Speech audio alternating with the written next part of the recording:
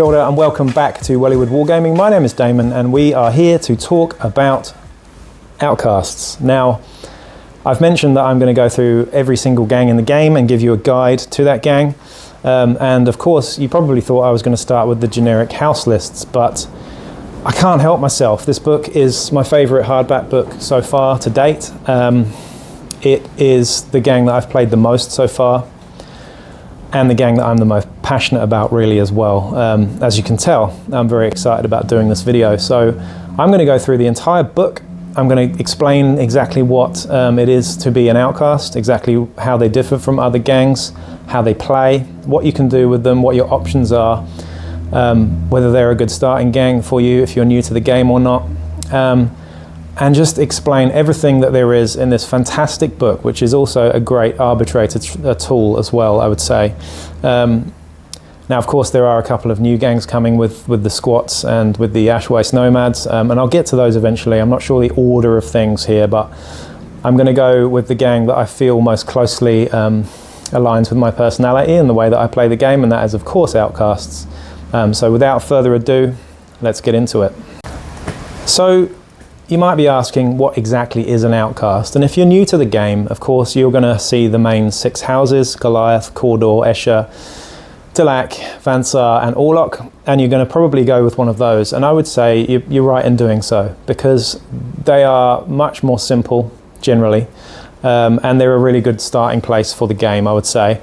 Some of those house gangs are easier to use than others, and more forgiving for new players, I would say, but don't be shy. Don't be shy with Outcasts. They aren't that complex. They're a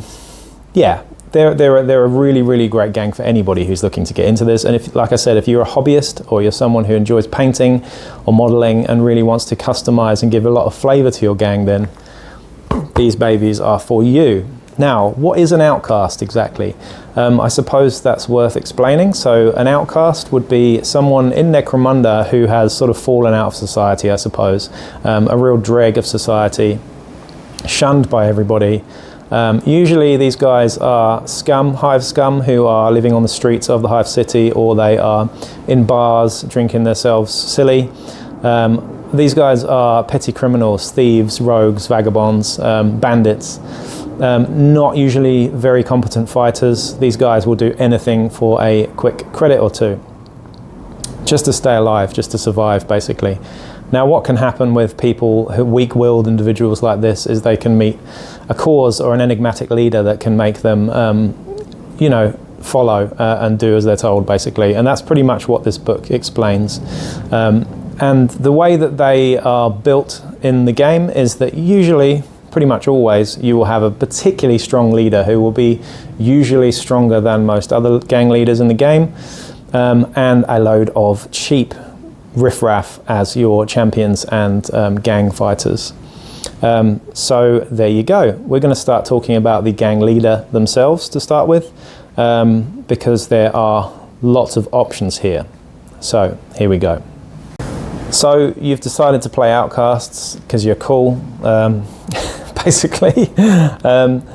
So first of all, of course, you're going to need to pick a leader. So with Outcasts, the leader is the most complex element of building an Outcast gang. Everything else past this point gets a lot easier. Now, it's also the most fun part, and in my opinion, the reason why you would play an Outcast gang. You would not play an Outcast gang just to play Hive Scum, because they are crap next to other gangers. So, with an Outcast leader, you get 3 ways to build them. The first way is the generic leader. Now, the generic leader is very similar to Venators, if you're familiar with those. If you're new to the game, though, just ignore me. You can choose a leader for 125 credits based on generic profiles here. Now, you've got 4 generic leader profiles here, and they all have different characteristics and different qualities that you can see lean to a certain style of play.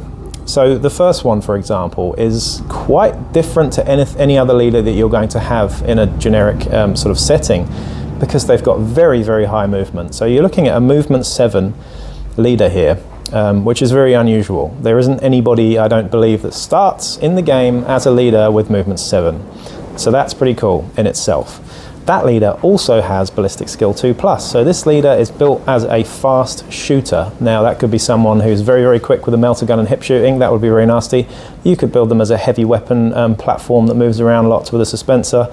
You could, there's lots of options here. Maybe a gunslinger with 2 plasma pistols, who knows? But the options are pretty crazy here. Now, in terms of the other stats, they're pretty average.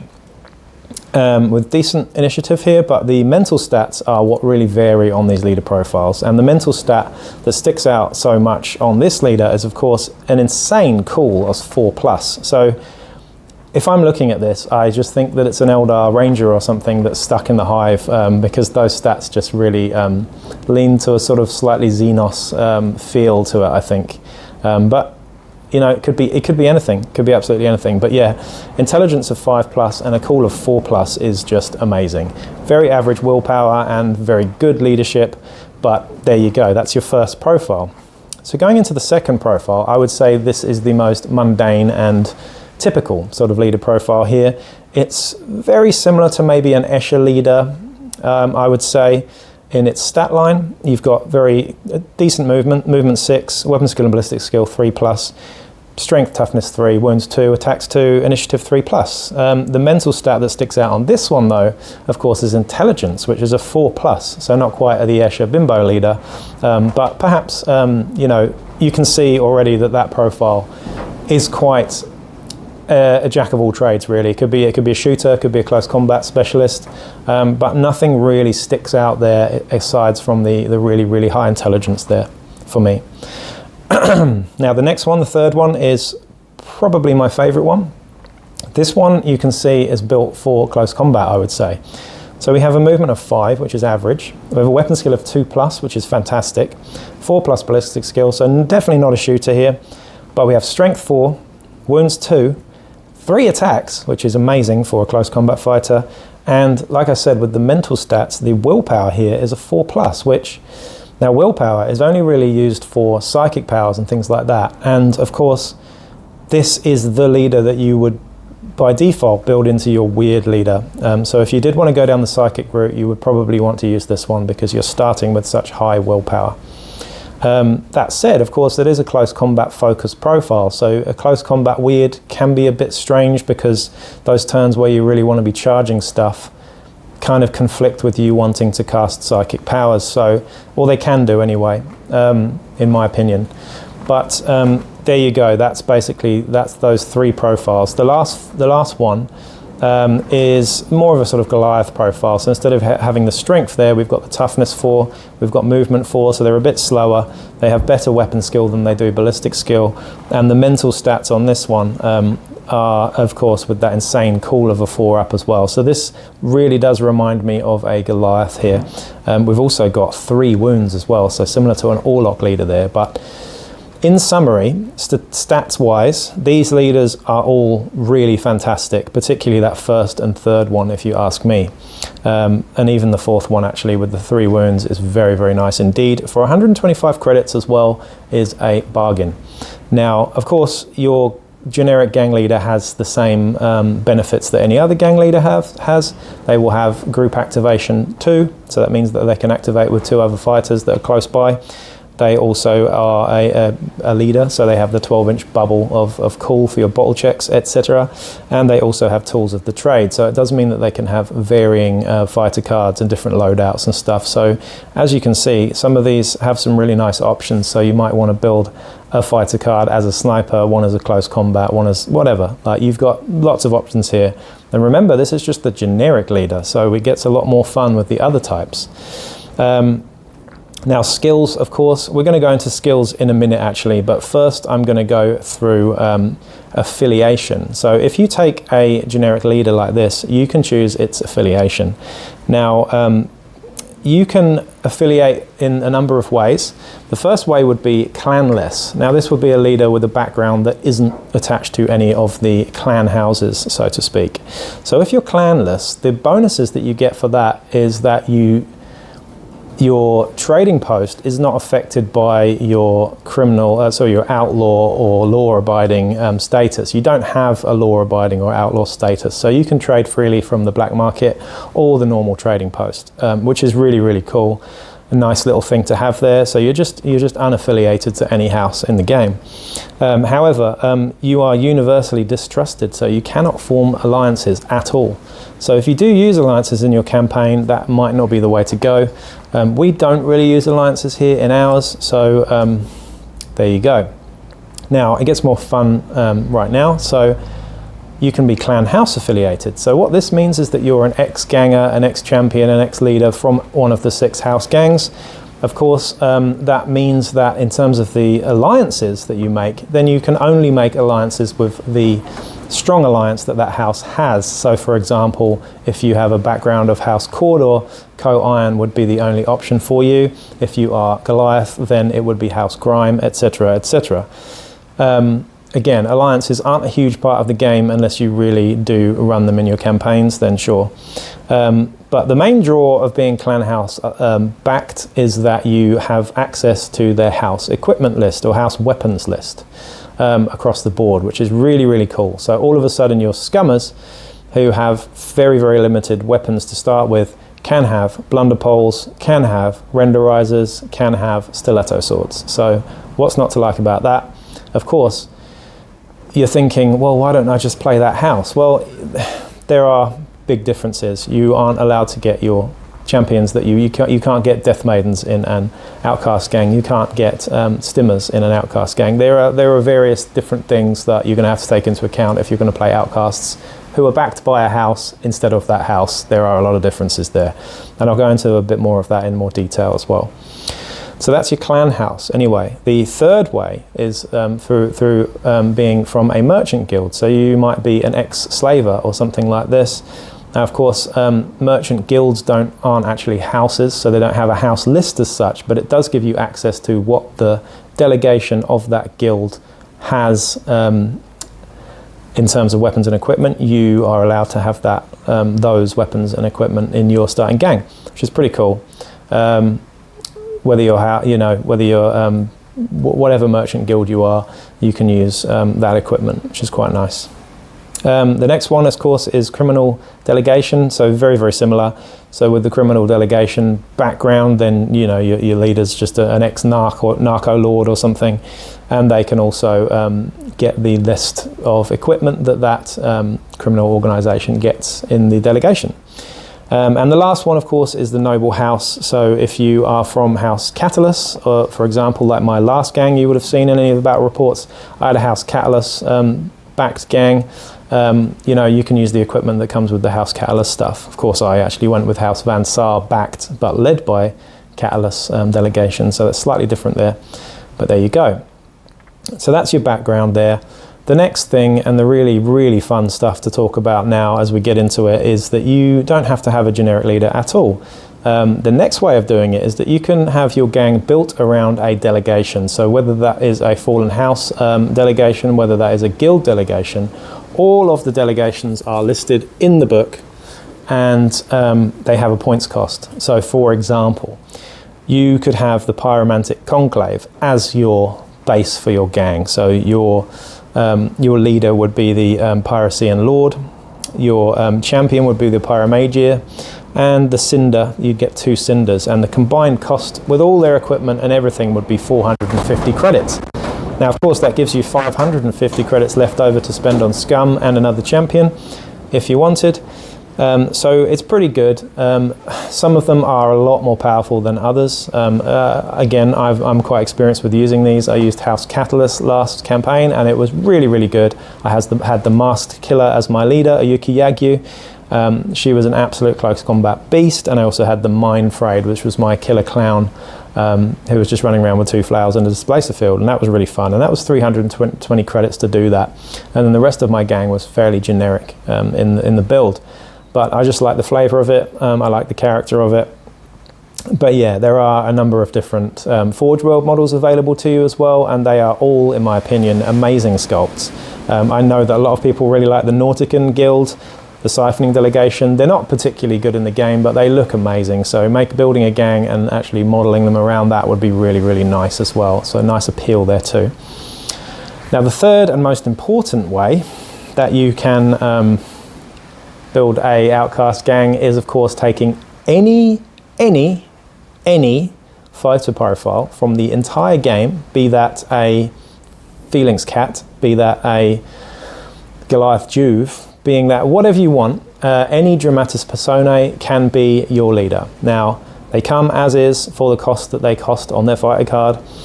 You may replace their equipment and weapons if you want, but generally speaking, you're going to just take the stuff that comes with them because it's going to cost you more not to.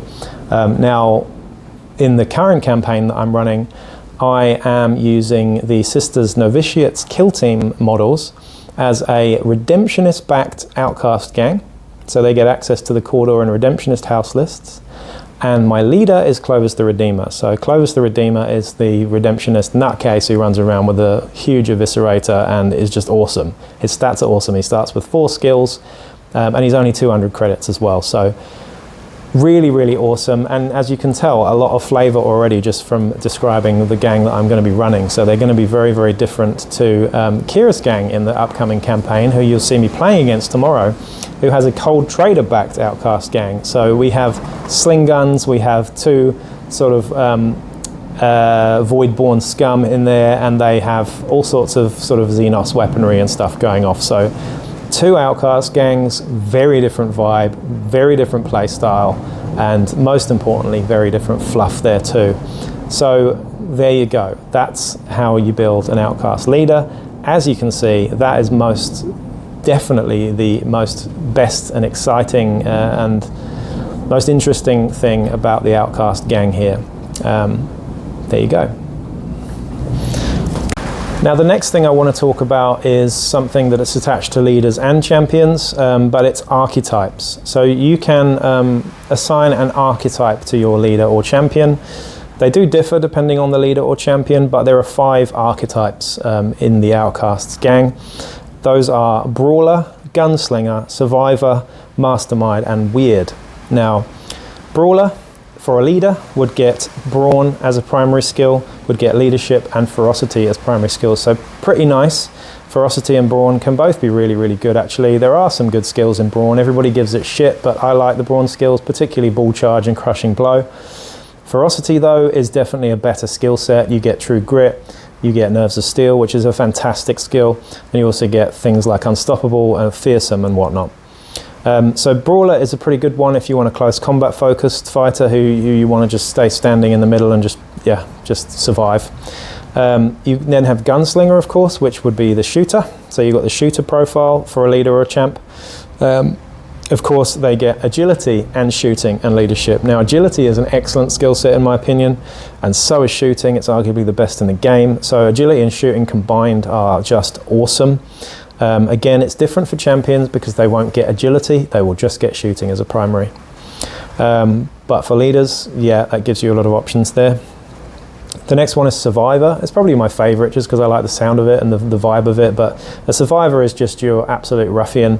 This guy is going to get Combat and Ferocity and Leadership as well as a leader, so really, really nice to have. I like the combat skills too, they're quite cool, but this one, of course, is quite similar to Brawler in a lot of ways as well. So it really depends on whether you're going to go with the combat or the brawn skills, depending on how you want to build your fighter. Now, it's important to note that with the champion, that the champion for Brawler gets Brawn, not Ferocity as a primary, and the champion for Survivor gets Ferocity, not Combat. So there you go, worth bearing in mind there. The next one, the 4th one, is Mastermind. Now, I really like this one. This reminds me of a Delac leader or champion, really, but of course, Leadership, Cunning, and Savant skills primary for a leader. For a champion, it is just Cunning, I believe, not Savant as a primary. So pretty nice. Cunning skills are awesome, and so are Savant skills. If you're playing in a campaign, you can get extra money, things like that from Fixer, or Trading Post stuff too, depending on how your campaign is set up. And the last one, of course, and most interesting, is the Weird archetype. Now, the Weird archetype does what it says on the tin, really. It gives you weird powers. So I did a whole video on weird powers. If you've watched that at all, if you watch that at all, you'll know exactly how good they all are. There are so many of them, and there's so much choice and there's so much flavor. And some of them are insanely powerful as well. So psychic powers are a really exciting part of the game, and this book has them all in it. So if you are looking into psychic powers and playing with a psychic leader or a weird, this is the book you're going to need for all of that stuff. So there you go. Now they also get leadership as a leader, and they would get cunning as a secondary. So that's a leader. The champion just is a weird, and that's it. They get weird powers. So there you go. That is the rundown of archetypes. Now we're going to get into the rest of the gang build. So the Outcast champion now. We're going to move through the gang lists here and just explain what each of these do and why they're good or not good. Now, we've just done quite an extensive bit of talking about the Outcast leader and exactly how you can play it, and really the options are limitless. It's so fantastic, but there is a downside, and the downside is that champions are not very good, neither are your gangers. So here we go. We're going to get into Outcast champions. So the Outcast Scum champion is 60 credits, which is very cheap for a champion. That's, you know, the price of some gangers in house gangs, so not too bad. Of course, they get tools of the trade. They get group activation 1, just like any other champion in the game. And they get to pick an archetype that we just mentioned before as well. Now, when they are hired, they get rarity 8 or below on the trading post, which is something I actually neglected to tell you about with your leader. If you do get a generic leader, they get rarity 9 or below, which isn't too high. Venators obviously similar, but get better rarity equipment. But your champions get rarity 8 and below, which does cut out things like web guns, plasma guns, and whatnot. However, don't forget that if you are from a house background, that does make those special weapons and slightly rarer things more readily available to you and your champions, etc. So there you go. Anyway, 60 credits for a champion. Here are the stats. Movement 5, weapon skill 3. So they're better at combat than they are at shooting generally, because they have ballistic skill 4. Strength 3, toughness 3, wounds 2, initiative 4, attacks only 1, which is quite bad for a champion. Leadership 6, okay. Cool of 7, which is your average ganger's cool. In some cases, it's worse than. Not great for a champion. They have a willpower of 8, which we'll talk about in a second, and an intelligence of 8 too. Now, if you're planning on building one of these as a weird, of course, willpower is the stat that you're going to go off to cast psychic powers. So they're not very good as weirds out of the box. Of course, it doesn't matter how good something is in the game. If you like it, just play with it. That's how it should be, right? But I'm just saying from experience, a willpower of an 8 means that you're more often failing those psychic power rolls than you are passing them. However, saying that, getting a willpower stat increase in this game is the cheapest stat to increase, I believe. I think it only costs, off the top of my head, 3 XP to actually get a willpower stat up. And suddenly, if you can make that willpower into a 7 or a 6, then we're talking much more reliable, much more fun straight away. So bear that in mind if you are thinking of building a champion as a weird. I also wouldn't advise building shooty champions necessarily because of that average ballistic skill, unless you are going down the route of infoscopes with special skills, shooting skills and long rifles, things like that, that can negate that ballistic skill a little bit.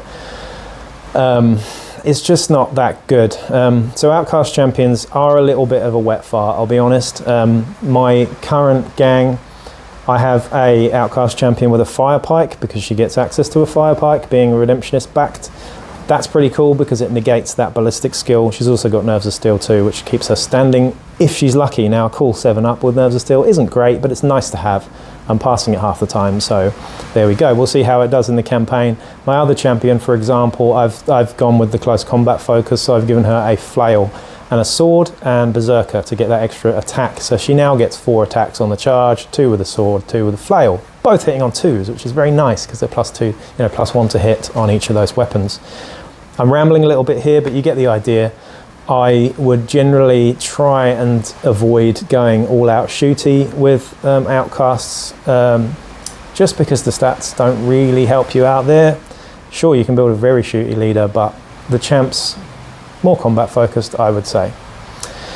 So there you go. You've got your archetypes there that we just went through. That's really it for your champions. We're just going to get straight into the best and worst thing about Outcasts here as well. So, scummers. So, Hive Scum. Not to be confused with hired Hive Scum. There are some differences here. These are your ganger Hive Scum in an Outcast gang. So they have lots of downsides. They have some good sides too, though. The positives are that they're only 30 credits each, which is incredibly cheap. A Cawdor Bone Picker, I believe, is 20 credits. But this is a full ganger with a much better profile, and they're only 30 credits, which is really, really good. So generally speaking, your Outcast gang is going to be led by a powerful leader most of the time, unless you're playing silly, and that's fine because we like playing silly. Cheap champions and very, very, very cheap gangers. So you can quite often field a very, very powerful leader, like I said, who is going to cost you quite a lot of credits, with a ton of guys, a shit ton of guys who aren't really that bad. Now, here are the stats for a scummer.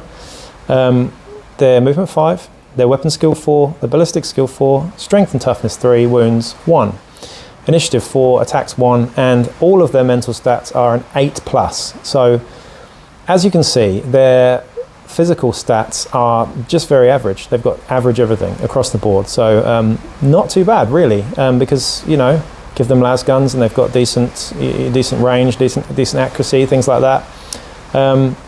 And they're okay in close combat too, because they're just very average. And for 30 credits, that's pretty good. Now, the mental stats, however, are subpar. So I would say 8+, leadership, cool, willpower, and intelligence. Not very good. They can bottle, they can break very easily. They can succumb to psychic powers and insanity very easily, things like that. So bear that in mind. However, that is offset by the amount of them that you're generally going to have on the board.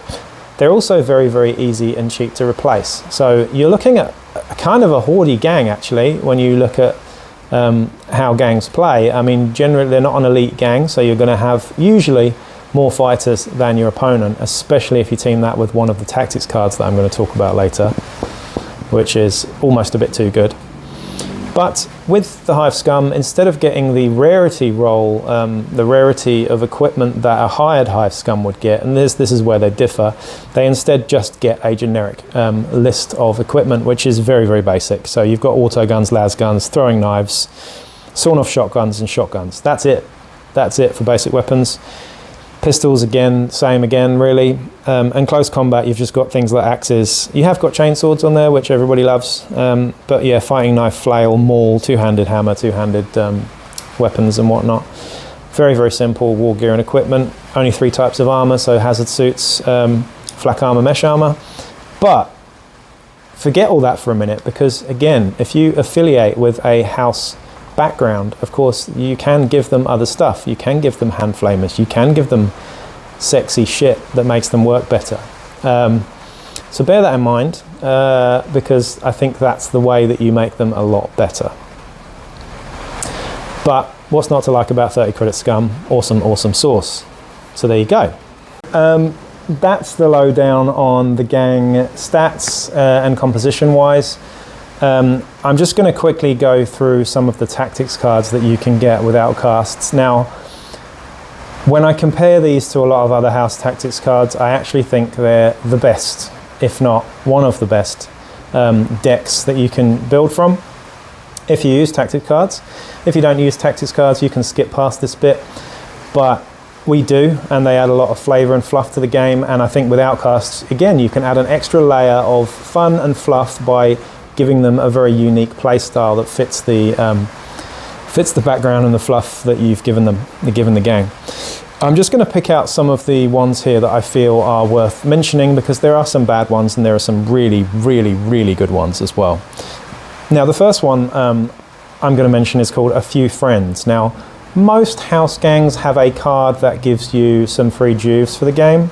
I think there's one for Cawdor, there's definitely one for Orlok that gives you 3 sawn-off shotgun juves, there's one for Escher that gives you a Wild Runner with some Felix cats, la-di-da-di. However, this one takes the cake, because this one gives you D3 plus 2 Hive Scum for the game with all their equipment. Now, it doesn't say on here anything about the equipment or what they get, So we're assuming that they are Hive Scum that come with 60 credits worth of equipment, which the hired Hive Scum do. Now I would say that's far too good, because I've had games last campaign where I had 5 guys turn up with shotguns, mesh armor, frag grenades, all sorts of shit, and it was far too good. So I think I'm just going to sort of limit myself. I have got this card in my deck for this campaign, but I'm going to limit myself to just WYSIWYG. What the models, the spare models that I have, I'm going to use Redemptionist models actually with my sisters, because it fits the fluff. Just what they've got on the model, I will give them, and I won't go overboard with it, because it's just so powerful. Because you've already, most of the time, 9 times out of 10, with Outcast gang, you're usually outnumbering somebody, your opponent, unless they're playing Cawdor. And having a potential 5, a minimum of 3 extra scum on the board is just very, very powerful. It's a numbers game, it's an activation game really, and if you can bring 15 guys to a table against 6 or 7, then you're probably going to win. It's really that simple. Not always, but it's very helpful to have. Of course, there are 2 Outcasts gangs in this campaign. Both of them have taken that card because it's so powerful. And I'm sure it will come up against me as well, and I'll get a taste of my own medicine. That's fine, I deserve it. Another one, this is an absolute favourite of mine, is Old Faithful. Now, Old Faithful, for that turn, gives you any weapon up to rarity 9 or below. Now, that means that I can take a web gun on a scummer for that turn. All of a sudden, nobody knows, but I have a web gun in my jacket that I just pull out and blast with. Or I have a, what's the Flamestorm ammo for a combat shotgun all of a sudden. Or I have a mining laser all of a sudden. There are a lot of options for this. A heavy rock cutter, I don't know, something silly like that you could use just that turn. How awesome is that? Of course, it's just for that turn, so you don't need to worry about making ammo checks or anything, but to use it with a template weapon is very, very desirable indeed, especially a web gun or a flamer. So there you go. Now this one's really good as well, more where they came from. You may return to play D3 friendly gang fighters. It has to be gangers though, so it has to be scum, not champions or leaders, who've been taken out of action and not suffered a memorable death. So they come back onto your deployment zone, D3 of them, with the injuries that they sustained. However, they lose any flesh wounds and stuff that they sustained in that battle too. So if they've just gone out cold and they've bled out with flesh wounds or something, they're coming back and new. And that's just awesome. Really fluffy, really flavoursome. Not quite as powerful as a few friends from the off, but very, very good. Very, very good. Very nice to have. Another one is Dirty Tactics, which I pretty much always have in my deck, and this is immediately activate another fighter straight after another one. So you've just gone with someone over here, you can go with another one over there. Nice one to have. Feels quite generic though, doesn't feel very like a flavoursome, I suppose. This is another great one as well, All or Nothing. The fighter, who may be seriously injured, immediately becomes standing and active and may make 3 activations this round before going out of action. Now this is a real clutch tactic, but say for example my fire pike is seriously injured, all of a sudden I can get her up, move, and then flame the hell out of people at -2 AP with rending.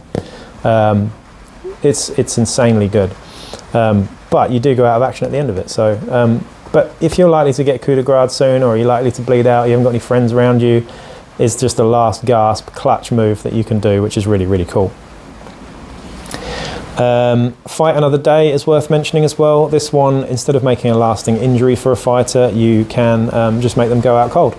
Now you do this before you roll though, so sometimes you might do that roll anyway afterwards and just go, oh damn it, was out cold anyway, so that was wasted. It's a shame you can't use it on a memorable death, that'd be great.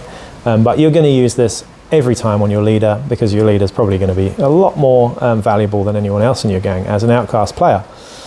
Really nice to have though. I'm definitely having that for my Cardinal Bolifax III. I don't want him dying anytime soon, so hopefully I get that in nearly every game. The next one I'm going to mention is, in fact the last one that I'm going to mention is unbelievably powerful. This one's called Rise from the Ashes. Now for the duration of this round and the following 2 rounds, your gang automatically passes bottle checks. So that's three rounds of bottle checks that you can pass. So if you're right at the end of the game and you play that, then you're sticking around and you're winning that game a lot of the time. So again, really, really powerful, but I wouldn't say they're broken necessarily. You might disagree, but there's some really, really good cards that do make sometimes a very underwhelming gang definitely very competitive. So there you go, that's the tactics cards. So that was the rundown, that was my guide for all of the stuff in the Book of Outcasts minus the psychic powers, which I've already mentioned. The Book of the Outcast also has the full trading post in it as well, so if you are new to the game and you're wondering which books to start with, then Book of the Outcast does contain all the psychic powers, all the trading post stuff, and it also has some new Dramatis Personae in it that are worth looking at. Lady Credo, of course, and I can't remember what his name is, the guy with the two pistols. Anyway, ex-enforcer perhaps, but yeah, very, very exciting gang to play. I might just give you a quick sort of lowdown of the gangs that I've built and the flavour that you can add to it, and just to give you some ideas of what you can do with Outcasts. Of course, my gang last campaign was actually kind of cheating a bit. I think we decided that we would nerf them a little bit because some of the rules are a bit unclear here. Now, Necromunda is not a balanced game. It is an unbalanced game. It's not supposed to be played competitively. It's a narrative game. Of course, there are people that are out there that play competitively. I've even had people comment on these videos saying, well, you shouldn't do that, and that's OP, and blah, blah, blah. And it's like, fuck off, mate. Just play it how you want to play it and enjoy it. Don't be a dick, and that's basically the golden rule. Of course, there are people out there who are like that. Who are metagamers and people who like to just abuse the rules. And this book is unfortunately one of those books that will be abused quite heavily because you just can, you know. Cal Jericho as your leader is too good, yeah. But, you know, it's all in the fun and the flavour of the game, basically. But anyway, going through it, I'm just going to give you a quick sort of rundown of 3 or 4 of the Outcast gangs that I've built and played with. The first one would be the Shadow Yagyu clan, which was my Outcast gang for last campaign. Now, they ended up being really, really powerful. They didn't lose a single game or campaign, I don't think, until the last game. They were really, really good and very lucky too. But I had a Catalyst delegation leading it, as I mentioned before. I used Vansar as my house list. And I was using Cybernetica when I probably shouldn't have been. So we looked at it again and we thought, you know, we need one rule for all of it. You shouldn't have gene smithing in an Outcast gang. You shouldn't have chem alchemy. So thus, you shouldn't have access to Cybernetica either. And I think that's fair. It was very fun though. I built a gang that was very balanced. I had some las guns, some shotguns, some balanced shooty weapons generally, a close combat monster leader, a close combat champion and a shooty champion who was pretty bad actually, and a weird in the end too. And it was the thing about that gang that I liked was that it was very balanced and it felt very like it could take anybody on and do quite well against them, and it did. It was very effective and very numerous. There were a lot of fighters in that gang, and also they were probably my favourite models that I've painted so far because I really did go to town on converting them and making a really cool looking gang. The next gang, and that's my gang for this campaign, is the Pilgrims of the Cleansing Flame. Now these guys are the Sisters Novitiates, like I mentioned before. They're Redemptionist / Cawdor backed, so they do get those bits of equipment. I have 9 in the starting gang. Clovis the Redeemer is my leader. I have a close combat champ, I have a firepike champ, and then I have 6 gangers or novitiates, all with mesh armor, 3 with auto guns, and 3 sort of more close combat focused, one with a chainsword, one with a heavy club actually, and one with a sawn-off shotgun because they're fun. So that's the gang that I've got going on here, and I think they're going to be really fun. I'm looking forward to getting cherub servitors and things like that. I've modelled them, so why not? And I think they'll develop really nicely, and again, a completely different play style to my last gang because they're focused on a bit of blaze and a bit more melee focused than my last gang that were a bit more shooty.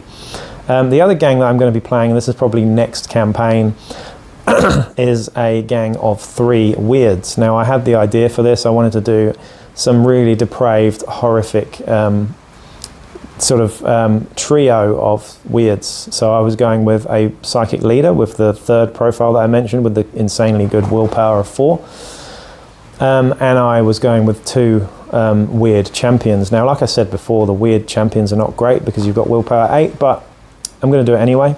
And we're going to make them all telepaths as well, because telepathy is by far my favorite personally, and arguably the best psychic power focus as well. So I think one of them is taking hallucinations, which is arguably broken, turns you insane, 18 inches, no rolls are made. I think the other one was terrify, which can make you broken.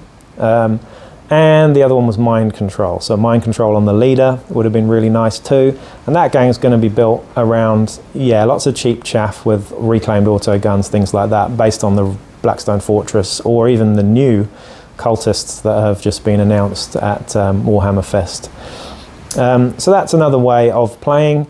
The other one that I had was and I've used them in a couple of practice games, and that was the Mercator Sanguis. Again, I'm going to put all these photos in here in a minute, just so you can have a look at the gangs that I've built for Outcasts. But yeah, I did a pit fighter / slaver gang led by the delegation, which I think is 720 credits, but you get an absolute close combat beast of a leader with a chain axe or a chain glaive. You get an OK champion with a harpoon launcher, and you get 2 real nasty gangers with chain glaives and stim slug stashes and 2 attacks each. So that's why they cost 720, because you've got 3 chain glaives there and a heavy weapon. And then the rest of the gang it's just very, very close combat focused, the whole thing. I have played them in a few practice games and they're terrible, just because they're getting pinned all the time. You can't get into close combat. It's really, really difficult on 3D terrain to get into combat, especially without smoke grenades, things like that. But they're more just to play against new players who come in and want a game, and I'll get those guys out because they're quite forgiving, really, to play against. But I might run those at some point as well, because I'm really happy with the models that I've made for those too. And yeah, in summary, Outcasts, they're really, really awesome. I'm very, very passionate about Outcasts in general, and I hope that gives you some insight into how to play them, how to build them, and just the opportunities and options that you have with the book. So there you go. Please like, share, subscribe, and comment with your favourite Outcast builds. I'd really like to know if anyone's done anything particularly interesting or particularly fun or wacky. It's always good to know these things, and I'll catch you in the next video. I'm not sure what it's going to be yet, but yeah, you'll have to wait and see. So thank you. Peace out.